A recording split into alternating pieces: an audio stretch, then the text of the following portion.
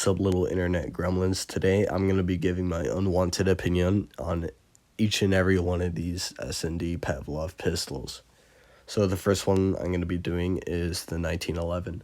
The 1911 is overall a pretty decent pistol, with being the one that you spawn in with for free, and if you want to save a little bit of money first round with 900, then it's pretty good. It's a close range. It's alright. The damage isn't exactly there, but if you're an indecisive buyer and you just want to save a little bit of money for the future rounds, then it is a pretty reliable tool. So for that reason, I'm going to be giving it an A tier. Overall, it's easy to use. It's good long range. The sights aren't half bad, and it's free. Next one I'm going to be doing is the Beretta. The Beretta is like the average Instagram model, with it being flashy and yet having absolutely no purpose whatsoever. By me saying it's useless, I'm saying that it takes up space on the menu with $250, and it's not even good close range, nor is it good far range.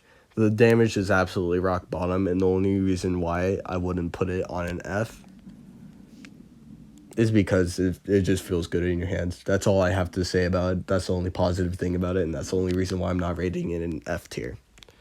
Next one I'm going to be doing is the Glock. The Glock overall is a pretty good pistol. It is the only pistol that you're able to do burst fire mode on. So if you're skilled in recoil control, with the high amount of recoil that it has for a burst, if you're good with recoil control, then I highly recommend trying out this pistol. In the right hands, it can be used to your advantage, and it works really well. So I would put it at a B, not B tier, an A tier, because you have to be skilled to use it, but when you can use it, it's good. Next one I'm going to be doing is the revolver. There's only one person I know who actually uses a revolver during a game, and if you're on my team, you know exactly who I'm talking about. The revolver is a fun one all around because you could play Russian roulette with it, and it's a gun that you spawn in with pre-round, and it's just fun to use overall. Though its aim is not all the best, but it is a one-shot headshot, and for that reason, I'm going to be giving it a C tier. It's just a fun pistol down the middle of the road. Just alright altogether.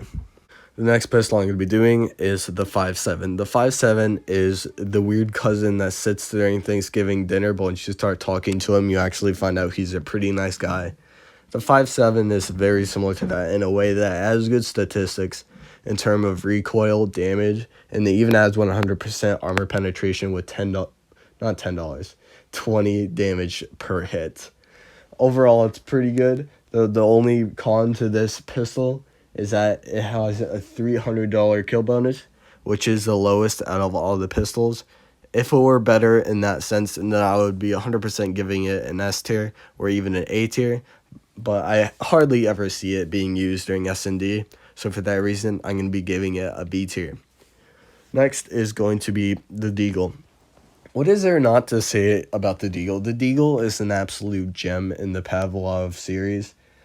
It is without a doubt one of the most widely used pistols, and if you're good with it, then you can absolutely wreak havoc in a public or even a competitive setting. The Deagle has a 3-shot body, a 3-shot kill, whether the person is armored or not armored, 1-shot headshot. Although the sights are pretty bulky and it's hard to aim, and the accuracy isn't exactly the best, but if you're good with iron sights on it, then you can absolutely wreak havoc. And Pavlov wouldn't be Pavlov without it. And my team even did a tournament because it's that good. For that reason, I'm going to be giving it an S tier. Now, my favorite pistol out of all of them has got to be the Tech 9.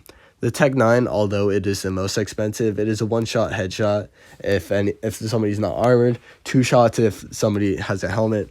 It's the weirdest out of all of them, as it has an external magazine, and the action is a little bit weird with it being a sort of bolt type action. I'm not sure how to describe it, but it is my absolute favorite. It's good long range, a good short range. You can rapid fire it, and the accuracy is pretty far up there. For that reason, I'm going to be giving it an S tier. It is my little baby. I absolutely love it, and it is my go-to for every single first round. Well, anyways, that's my tier list. Bye.